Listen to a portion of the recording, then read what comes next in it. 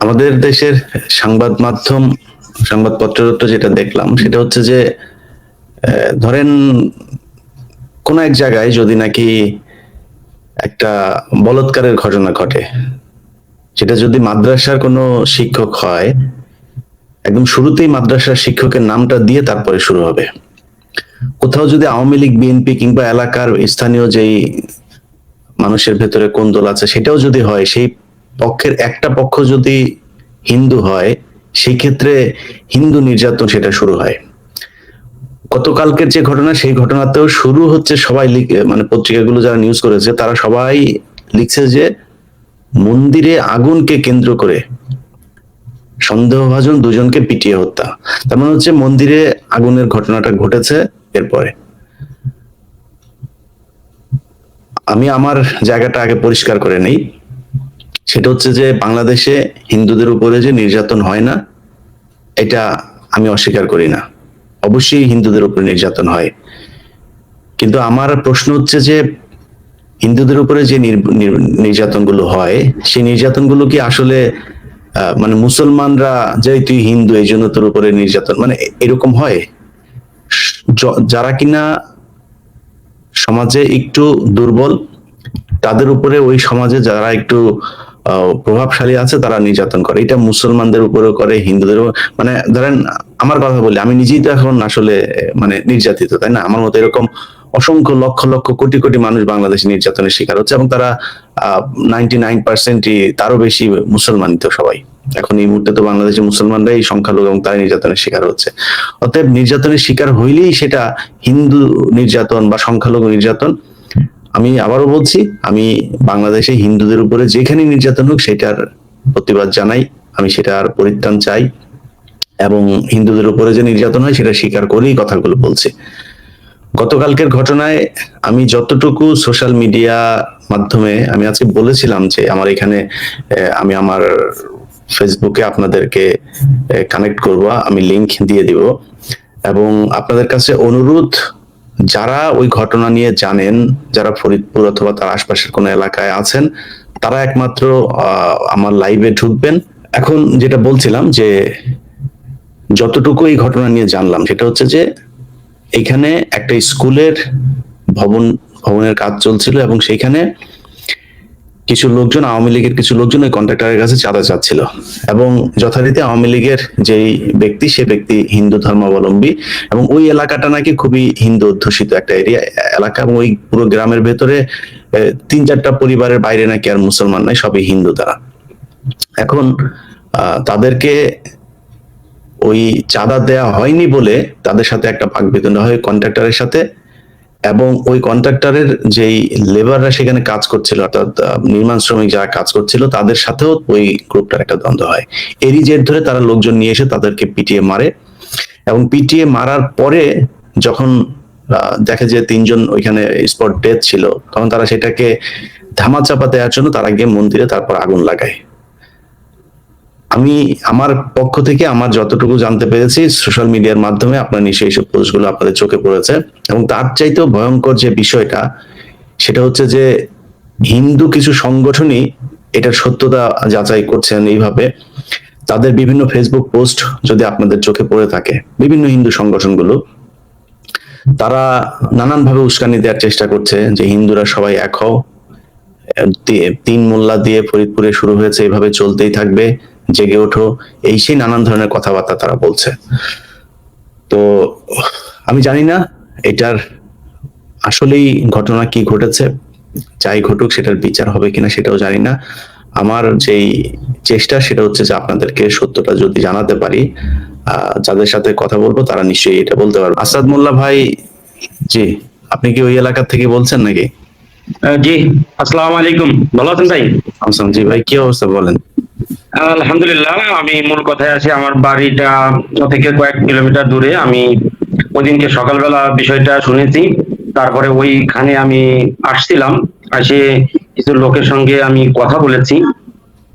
তো আমি তো প্র্যাকটিক্যালি ওখানে ছিলাম না, কিন্তু ওখানেই যারা ঘটনাস্থলে ছিল তাদের সঙ্গে কিছু লোকের সঙ্গে আমার কথা হয়েছে যে ওখানে 2টা কন্ট্রাক্টরের সাথে যে দ্বন্দ্ব ছিল, মূলত একটা পক্ষ ওই জায়গায় আর একটা পক্ষ কাজ পাইছে। এই দ্বন্দ্বটাকে, এই কন্ট্রাক্টর যে কাজ করছে একে উঠাই দেওয়ার জন্য তারা নিজেরাই ওখানে মন্দিরে আগুন দিয়েছে, পরিকল্পিত। এটা লাগে একটা মহাপরিকল্পনা নিয়ে ওরা আরো কয়েকদিন ধরে এটা চলতেছিল। তো মহাপরিকল্পনা নিয়ে এই কাজটা করছে। ওরা যখন কোনোভাবে পারতেছিল না, তখন ওই জায়গা মন্দিরে ওরা নিজেরাই পেট্রোল ঢেলে আগুন দিয়েছে। আগুন দেওয়ার পরে ওদের এমনই একটা লিঙ্ক যে ওটা তার আগের রাত্রেই তারা, মানে আমার মনে হয় যে সারা বাংলাদেশের ওদের ভিতরে ওদের যে বড় গ্রুপটা আছে এই গ্রুপটার সাথে পরামর্শ করে এই কামটা করছে। যে ওই সময়টা মানে এই লাগানোর পরেই মানে হুট করে সবাই চলে আসছে। হুট করে আসার পরে কিছু লোক বোঝার আগে ওদেরকে ঘিরে ফেলছে, ইসের ভিতর ওই রুমটার ভিতর ওই জায়গা ঘিরে ফেলাইছে। তা ঘিরে ফেলাই দিয়ে চেয়ারম্যানকে ফোন দিচ্ছে, ডোমাইন চেয়ারম্যানকে ফোন দিচ্ছে, উনি আসতেছে। কিন্তু তার আগেই এই হটকারী কিছু লোক বা ওখানের ওই লোক পরিকল্পনা করে যারা মানে বসেছিল, তারা ওদেরকে পিটিয়ে একবারে বরবাচিত। এটা পৃথিবীর বুকে, মানে এটা যে ঘটনা ঘটাইছে পৃথিবীর বুকে আর কোনো জায়গায় এরকমের ঘটনা ঘটছে কিনা আমার কাছে মনে হয় না। যে পাওয়া গাইতে এদেরকে যেভাবে পিটাইছে, এভাবে মানে আমি মানে মর্মাহত এটা দেখে, মানে শুনিয়ে দেখে। তো তারপরে ওরা এরকম মারলো। তারপরে পুলিশ ওখানে গেছে, পুলিশকে ওরা এমন শক্তিশালী যে পুলিশকে ওরা আক্রমণ করছে, পুলিশকে ঘন্টা তিনেকের মতন অবরুদ্ধ করে রাখছে। পরে 3টা থানা এবং বিডিআর এসে তাদেরকে আবার রক্ষা করছে। তলি বোঝেন ওরা ওরা কি পরিকল্পনা করে ওরা এটা করছে। আমার কাছে যেটা মনে হলো, আমি ওখানে এটা অবশ্যই ঊর্ধ্বতন কোন কর্মকর্তা, ঊর্ধ্বতন কোন লোকের এটা পরিকল্পনা। কারণ আমাদের একটা নিরস্ত্র একটা আন্দোলন চলতেছে। ভারত আমাদেরকে যেভাবে নিষ্পীড়িত মানে করতেছে, আসলে আমাদের দেশের এই যুবক বা আমাদের দেশের আমাদের মতন লোকরা আসলে কিছু লোক বুঝছে আর কিছু লোক বুঝতেছে না। এখন বুঝতেছে যে কিভাবে এরা পিটাচ্ছে এবং সামনে কিভাবে পিটাবে। তার নমুনা রাজশাহীর ওই ভদ্রলোক ইসকনের যে নেতা, উনি যে পোস্ট গুলা দিছে, এটাও দুঃখজনক। এই শক্তিগুলা ওরা কোথায় পাচ্ছে? অবশ্যই ভারতীয় র এই শক্তি দিচ্ছে। আমি ওই জায়গাও যেটা আমি লক্ষ্য করতে পারছি। ভাই, মারা গিয়েছে কতজন ওখানে? স্পট ডেথ হয়েছে কতজন? ওখানে 2 জন মারা গেছে, 2 জন একবারে সঙ্গে সঙ্গে মারা গেছে। আর বাকি 3জনকে নিয়ে যেতে পুরোপুরি এখনো তারা অসুস্থ রয়েছে। তাদের অবস্থাও বেশি একটা ভালো না, তারা বাঁচবে কিনা সন্দেহ। আসসালামু আলাইকুম ইলিয়াস ভাই, আমার শ্বশুর বাড়ি কামারখালী। আমাদের আত্মীয় স্বজনের জমি আছে ডুমাইন ইউনিয়নের মাঠে। আমি ওই বিষয়ে মোটামুটি জানি। এই এলাকাটা আসলে হিন্দুদের এত শক্তিশালী যে আপনার ওইখানে মুসলমান বড় অসহায়। এই ডুমাইনের লোক, এরা যে 5টা গ্রাম আছে, এখানের 5টা গ্রামের হিন্দু মানুষ এরা ছোটখাটো একটা ভারতের মিনি ভারত মনে করে। তো এই মাঠের গরু যদি ওদের সীমানায় ঢোকে না, ওই গরু আর ফেরত পাওয়া যায় না, মানে এত শক্তিশালীরা। তা এরা মুসলমানের উপরে অনেক আগের থেকে এদের এরকমের আক্রমণ করার মতো অনেকবারই আক্রমণ করে। এখানে পুলিশও যায় কিছু করতে পারে না। যেমন আপনি দেখছেন, যেখানে পুলিশ যাওয়ার পরে পুলিশ অবরুদ্ধ করে রাখছে, পরে বিজিবি রাজবাড়ি থেকে মাগুরা থেকে পুলিশ যায়, তারপর তাদেরকে ছড়ায় আনিছে। তো এখানে হিন্দুরা এতটা শক্তিশালী এরা মনে করে, এরা ছোটখাটো একটা ভারত মনে করে যে আমরা ভারতে আছি। আসসালামু আলাইকুম ওয়া রাহমাতুল্লাহি ওয়া বারাকাতুহু। যারা দেখছেন তাদেরকে ধন্যবাদ। আমি মুফতি রিয়াজ বিন জায়েদ, আমার গ্রামের বাড়ি মধুখালী থানার ডুমাইন ইউনিয়নের ডুমাইন পশ্চিমপাড়া। আর যে ঘটনাটা ঘটেছে, আমাদের মাঝখানে একটা মাঠ আছে, ওই আমাদের বাড়ি থেকে ওই অঞ্চলটা দেখা যায় 1 কিলোমিটার, ওই পুরোটাই মাঠ। আর আমরা ওই এলাকার বাসিন্দা। আমিও ওই দিন বাড়িতেই ছিলাম। সন্ধ্যার পর থেকে আর কি একটু শব্দ আসতেছিল, ওইখান থেকে আওয়াজ আসতেছিল। তা আমরা বন্ধু বান্ধব নিয়ে, আমার চাচা ভাইদেরকে নিয়ে আমি একটা রুমের ভিতরে আমরা গল্প করতেছিলাম। তা আমাদের এই এলাকায় 2টা গ্রুপ আছে আর কি। একটা চেয়ারম্যান, সাবেক চেয়ারম্যান, বর্তমান চেয়ারম্যান।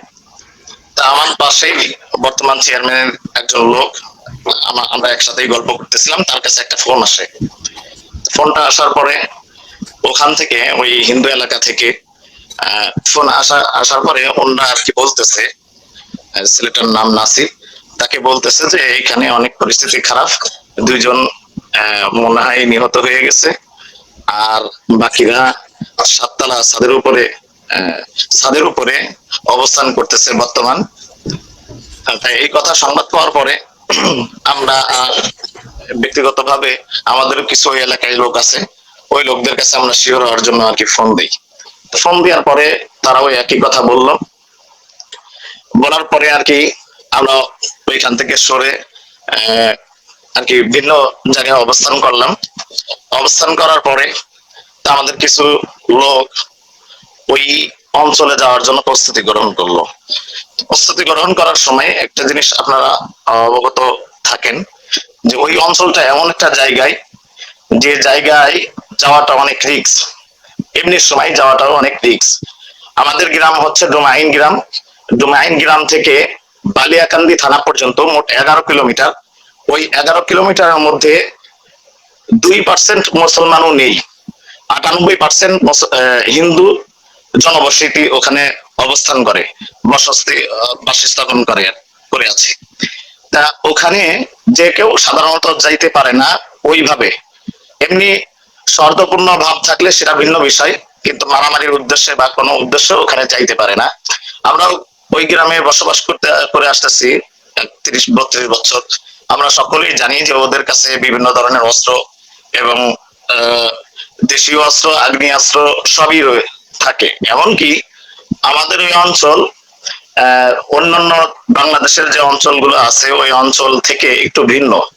আমরাই ধরতে গেলে ওখানে সংখ্যাগরিষ্ঠ তারা। এই কারণে আর একটা বিষয় আছে, বিষয়টি হচ্ছে হলো আমাদের ইউনিয়নে, ডুমাইন ইউনিয়নে মোট ভোটার সংখ্যা 7,000 মতো। 7,000-এর আমরা যে অঞ্চলে থাকি এই অঞ্চলে মুসলমানরাই বসবাস করে, কিন্তু আমাদের গ্রামের পর থেকে হলো ওই হিন্দু, সব হিন্দু। তো ওখানে প্রায় 4,000-এর মতো হিন্দু ভোট আছে। এই কারণে ওই হিন্দুদের ভোটটা পাওয়ার জন্য যারা রাজনীতিবিদ আছেন তারা ভোটটা পাওয়ার জন্য তাদের সাথে সৌহার্দ্যপূর্ণ এই করেন। তো বাকি যাই হোক, তো ওই ঘটনা আমি একটু বলতেছি যে আমরা ওইখানে যাইতে সাহস পাইনি, এবং আমাদের চেয়ারম্যান মহোদয় জনাব শাহ আসাদুজ্জামান তপন ভাই উনি গিয়েছিলেন 7:30-8টার দিকে উনি গিয়েছিলেন। যাওয়ার পরে উনি দেখতে পান যে তিনজনের লাশ ওখানে, লাশ বলতে পরে রয়েছে তিনজনের মধ্যে 2জন মৃত্যুবরণ করেছে, আর একজন অবশিষ্ট মানে আল্লাহ তাআলা তাকে বাঁচিয়ে রেখেছেন। আর বাকি যে 4জন ছিলেন ওই 4জন ছাদের উপরে ছিলেন। কিন্তু চেয়ারম্যান মহোদয় যাওয়ার পরও তারা ওইখানে ওই যে ইট পাটকেল মারা এবং স্কুলের মধ্যে তাদেরকে রঞ্জন মেম্বার উনি তাদেরকে স্কুলের মধ্যে বন্দি করে রেখেছিলেন। বন্দি করে রাখার পরও ওইখানের যে হিন্দু লোকরা ছিল তারা বিভিন্ন ভাবে দরজা ভেঙে জানালা দিয়ে ওইভাবে প্রবেশ করে, মানে ওই 2জন নিহত হওয়ার পরেও তারা ওইভাবে আক্রমণ করছে। আর শুধুমাত্র ওইখানের মানে ওই কেষ্টনগর, ওই পঞ্চপল্লীর কেষ্টনগর এলাকা ওই গ্রামের লোকই ছিল না, বাকি ওইখানে আরো কয়েকটি নগর আছে, কয়েকটি গ্রাম আছে, যেমন জাননগর, সিদ্ধলাজুরি, সমাধিনগর, ঢোলজানি, তারপরে আপনার পাটুরিয়া, এরকম আরো কিছু গ্রাম আছে যেখানে সকলেই হিন্দুরা অবস্থান করে। তো ওই হিন্দুদের মধ্যে যারা নেতা কোয়ালিটি বা উগ্র কোয়ালিটি তারা এসে এই হত্যাকাণ্ড করে আর কি। এটা সম্পূর্ণভাবে একটা সাধারণ ঘটনা। ভাই, মূল ঘটনাটা কি নিয়ে শুরু হলো এটা? জি জি, আবার বলেন। মানে মূল ঘটনাটা কি নিয়ে শুরু, মানে এটার আসল ঘটনাটা কি, কেন মারলো? ওইখানে ওই শ্রমিকরা 7জন শ্রমিক 1.5 মাস যাবত ওখানে কাজ করতেছিলেন। ঈদের ছুটিতে তারা বাড়িতেও আসছিলেন। আমাদের যে পঞ্চপল্লী অঞ্চল হলো একদম ফরিদপুরের লাস্ট সীমানা, আর মধুখিলীর প্রপারের ওই 7জন ছেলে আসছিলেন। তা আসার পরে ওখানে আমি আমার ব্যক্তিগত যে ভিডিওগুলো আমার কাছে পৌঁছাইছে আমাদের গ্রামের ভাইরা, সেখান থেকে আমি বুঝতে পেরেছি যে ওইখানে তারা আর কি মাঝে মধ্যে আর কি ওনাদের সাথে কথা কাটাকাটি হয়েছে।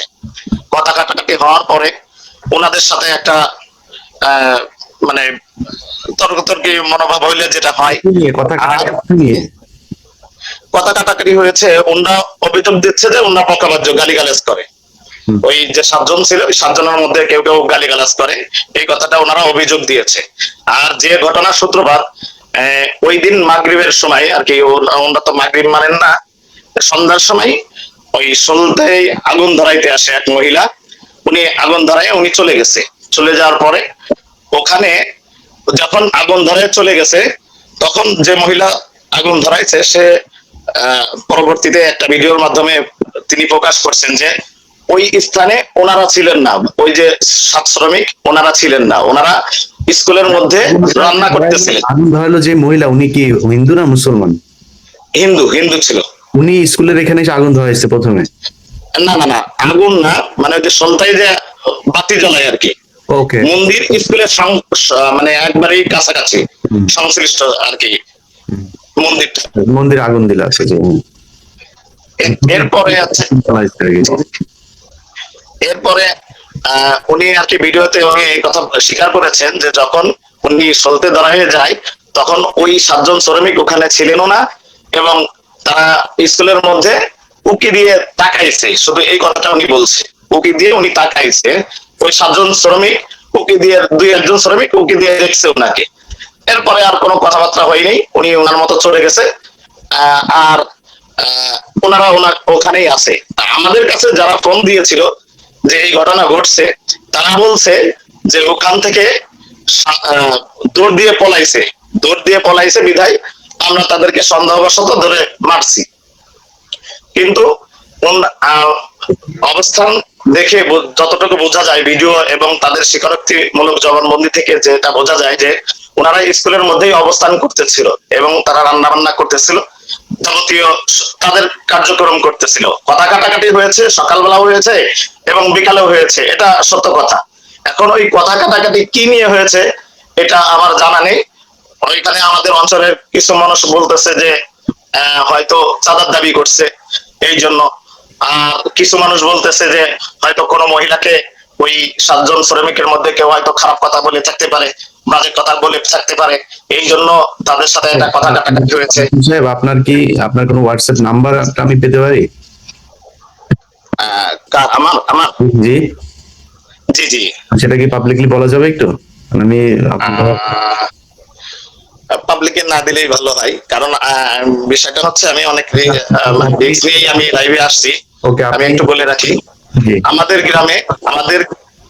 গ্রামে একজন লোকও এই বিষয়ে একটা পোস্ট দেয়নি। মানে আমাদের একটা সম্ভ্রান্ত গ্রাম যেখানে আমিও চেষ্টা করেছি ভাই, আমি চেষ্টা করেও পাই নাই। মানে অনেকেই খুব ভয়ের ভেতরে, আমি খুব আশ্চর্য হয়েছে যে এটা বাংলাদেশ নাকি ভারত, আমি ওই এলাকার মানুষজনের বক্তব্য বুঝতে পারলাম না। যাই হোক, আপনি যদি পারেন আমার 15 minutes bd@gmail.com এখানে একটু আপনি একটা ইমেল করেন, আমি ওখানে আপনার সাথে কন্ট্যাক্ট করবো।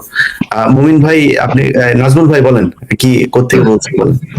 আমি ওই এলাকার যদি স্পেসিফিক কেউ না থাকেন আমি কাউকে অ্যাড করবো না। হ্যাঁ বলেন। হিন্দুরা যেভাবে মুসলমানদের উপরে আক্রমণ করছে এটা অস্বাভাবিক কিছু না, এটা এর আগেও আমার উপরে হয়েছে। আমি নিজেই হিন্দুদের হামলা শিকার। যখন 12 বাজারে খুলনায় কারণে সমাবেশে যাওয়ার সময় যখন 12 বাজারে আমার পায়ে নেই, পা ভেঙে গেছিল, আমি 3 মাস ছিলাম হাসপাতালে ভর্তি। ওনাকেও মারার পিছনে হিন্দুদের একটা বড় তিন ধরো।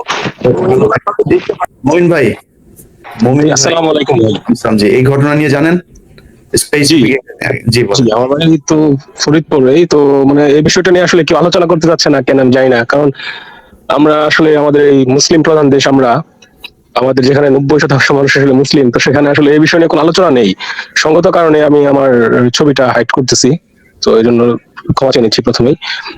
তো যেটা হয়েছে যে ওই রিয়াজ ভাই বিশদভাবে বলে গেছেন, আসলে ওনার কথায় আমি মানে পুনরাবৃত্তি করবো। তো উনি যেটা বলছেন একেবারে সত্য কথা। ওই যে আশেপাশে যে গ্রাম আছে এখানে হিন্দু অধ্যুষিত এলাকা, তো ওইখানে আপনার মানে হিন্দুদের প্রচন্ড প্রভাব আসলে এখানে। আপনি এটা খেলে মনে করবেন যেটা গুজরাটে চলে আসছেন আপনি, মানে একটা মিনি গুজরাট তৈরি করে রেখেছে ওইখানে।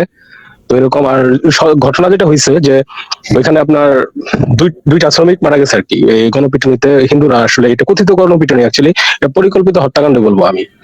কারণ ওখানে ওরা চাঁদা দাবি করছিল, ওখানে যে স্থানীয় আওয়ামী লীগের যে হিন্দু নেতা ছিল সে চাঁদা দাবি করছিল, সুতরাং ওই কন্ট্রাক্টর যে ছিল উনি চাঁদা দিচ্ছিল না। তো সে কারণে এই কথাবার্তা কাটাকাটি হয়েছে, কথা কাটাকাটি মানে এক পর্যায়ে এখানে আপনার এভাবে আর কি ওরা গ্রুপ বা কোনো কিছুর মাধ্যমে এরা ছড়াছড়ি করে, তো এখানে একটা মানে দাঙ্গার মতো করে লাগিয়ে দেওয়ার চেষ্টা করছে। তো এরকমই আর কি। হ্যাঁ, তো আসলে কি যে এটা হচ্ছে যে আপনি যেটা বলেন আমি এটাই শুনেছি যে যেই মানে ওইখানে আবার হিন্দু মুসলমান বলা প্রয়োজন নাই, কিন্তু ঘটনাটা যেই ব্যক্তি আওয়ামী লীগ নেতা সেই ব্যক্তি আবার হিন্দু নেতা, তিনি ওই চাঁদা চাচ্ছিলেন ওই আপনার যেই ভবনটা হচ্ছিল সেই ভবনের কন্ট্রাক্টরের থেকে, এবং সেটা নিয়ে মূল দ্বন্দ্বটা। আহ যাই হোক, আসলে আসলে খুবই অবাকের বিষয় যে আসলে এই মেইন স্ট্রিম মিডিয়া এই বিষয় নিয়ে কিছু বলছে না, সবাই এক প্রকার নিশ্চুপ। তো এটা সোশ্যাল মিডিয়াতে তেমন ভাবে ফলো করে না। যদিও আমরা দেখতেছি যে আপনি একটা পোস্ট দিবেন, তো এখানে আপনার নর্মাল একটা পোস্ট দেন, আপনি আমাদের ধর্ম সম্পর্কে একটা পোস্ট দিয়ে দেখেন, ওখানে দেখবেন যে হিন্দু ধর্মাবলম্বীর লোকেরা এসে প্রচন্ড লেভেলে গালাগালি, মানে ওদের ফার্স্টেশন যা কিছু আছে সবকিছু এখানেই করতেছে। জি, আরএম খান ভাই আপনি আনমিউট করে বলেন। আপনি তো আসসালামু আলাইকুম। আসসালামু আলাইকুম, ধন্যবাদ ভাই। আমি আসলে আপনার মাধ্যমে পরিচয় হওয়ার কিছু নাই, এখানে আমি একজন প্রবাসী। দেশ নিয়ে আমাদের অনেক চিন্তাধারা, অনেক ভালোবাসা দেশের জন্য, দেশের মানুষের জন্য। আমি একটা ইনফরমেশন দিতে চাই। ফরিদপুরের এই ঘটনায় যে ঘটনাটা ঘটানো হয়েছে, এটা পরিকল্পিত ভাবে, আপনারা সবাই জানেন, কিছু মানুষের অবগতির জন্য আবারও জানানো হচ্ছে যে বাংলাদেশে হিন্দু সম্প্রদায়ের মানুষের ইয়াং জেনারেশনের একটা সারা দেশ ভিত্তিক একটা স্ট্রং মেসেঞ্জার গ্রুপ আছে, যে গ্রুপের মাধ্যমে ওদের এই কার্যক্রমগুলো ভারত থেকে তাদেরকে দিক নির্দেশনা দেওয়া হয় এবং সেই পর্যায়ে সেই অনুযায়ী তারা কাজ করে। তার একটা বড় উদাহরণ হলো, তারা ইতিমধ্যেই একটা ঘটনা অলরেডি তৈরি করছে, এটা সাম্প্রদায়িক দাঙ্গা সৃষ্টি করার জন্য, যেখানে আমরা ভারতের পণ্য বয়কট আন্দোলন নিয়ে সর্বোচ্চ কাজ করছি। আমাদের সাথে যুক্ত হয়েছে বাংলাদেশের সাধারণ জনগণ। সেই মুভমেন্টটাকে অন্যদিকে ঘোরানোর জন্য হাসিনা তথা মোদির দাসত্বের যেই মোদির বাচ্চারা আছে, এই মোদির বাচ্চাদের কার্যক্রম এটা। আমি আরো সচেতন করতে চাই আমাদের বাংলাদেশের বোনদের, বাংলাদেশের মাদের, আপনারা আপনাদের সন্তানদের গাইডেন্স করুন। আপনাদের মেয়েরা তাদের সাথে কথা বলে, যেখানে তাদের একটা সহজ পন্থা হলো, তারা হিন্দু সম্প্রদায়ের যারা আছে এলাকা ভিত্তিক তাদেরকে দিয়ে অন্য এলাকা থেকে নিয়ে এসে তারা মুসলমান হবে বলে আমাদের বোনদের ভিতরে একটা স্বীকৃতি তৈরি করে। আমাদের বোনরা, মুসলিম বোনরা মুসলমান হয়ে যাবে বলে তাদেরকে পছন্দ করে বিয়ের মতো বড় সিদ্ধান্ত জড়িয়ে যায়, এবং তারা তাদের গর্ভে বাচ্চা দিয়ে তারা পালিয়ে যায়। এবং সেই ভিডিওগুলো মেসেঞ্জার গ্রুপে সারা বাংলাদেশে হিন্দু সম্প্রদায়ের যত গ্রুপ আছে সেই গ্রুপগুলোতে ছড়িয়ে দেয়। আমি আমার এলাকার মানুষ সহ, আমার এলাকাতে প্রায় 40% হিন্দু। আপনাদের সবার প্রতি সচেতন থাকার অনুরোধ করছি, এবং বাংলাদেশের 18 কোটি মানুষের মধ্যে মুসলিম সম্প্রদায়ের মানুষ যারা আছে, আপনারা অত্যন্ত ধৈর্যশীল।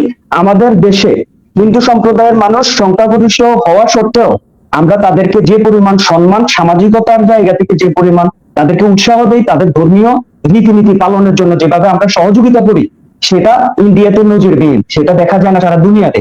আমি সবাইকে সতর্ক করতে চাই, আপনার এই লাইভ কনফারেন্সের মাধ্যমে যারা দেশপ্রেমিক আছেন, যারা দেশকে নিয়ে চিন্তা করেন, আপনারা মুরব্বীরা যারা আছেন বাংলাদেশের, আপনারা আমাদের দেশটাকে নিয়ে একটু ভাবুন। দেশের নতুন প্রজন্মদেরকে এই বিপদ থেকে রক্ষা করুন, এবং ইন্ডিয়া বয়কট আন্দোলনে ইন্ডিয়ার সকল প্রকার পণ্যকে বয়কট করতে আপনাদের সকলের সহযোগিতা চাই।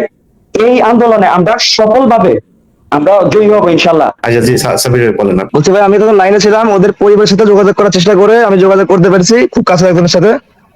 যতটুকু জানতে পারলাম ভাই, আমার বাসা হচ্ছে বলমারি, ফরিদপুর জেলা।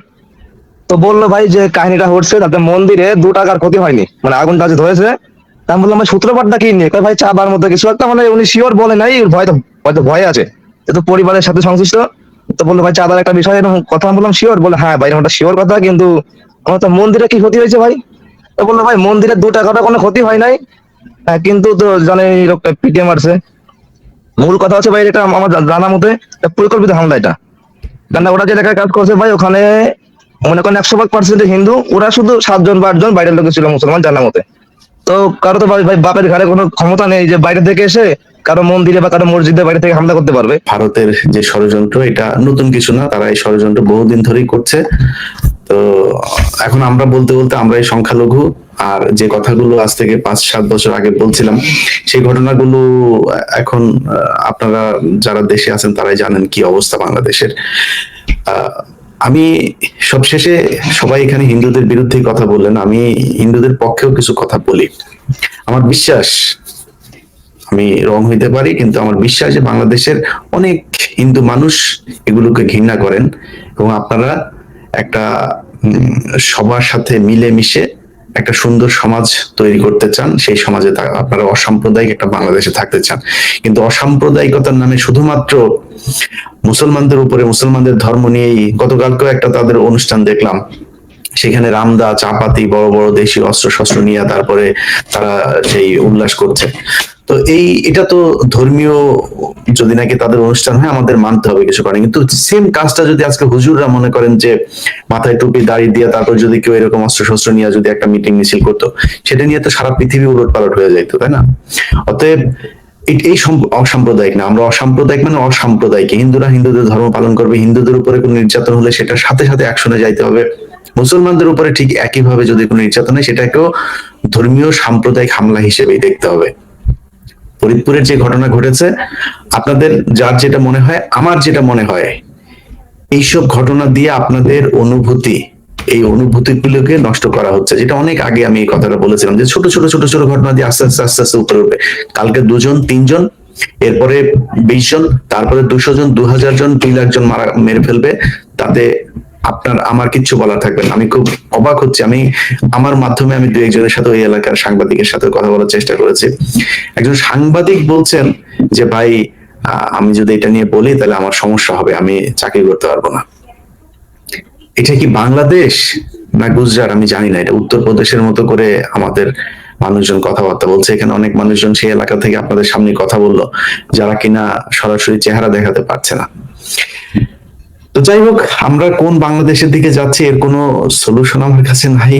প্রতিবাদও করতাম, এখন প্রতিবাদও করি না, জাস্ট মানুষকে জানানোর জন্য, কারোর পক্ষে বা বিপক্ষে কিছু বলার জন্য আপনাদেরকে, আমার যেহেতু একটা প্ল্যাটফর্ম আছে, এটার মাধ্যমে আপনাদের জানানোর চেষ্টা করলাম। জানি না আপনারা কে কতটুকু বুঝতে পেরেছেন, জানতে পেরেছেন।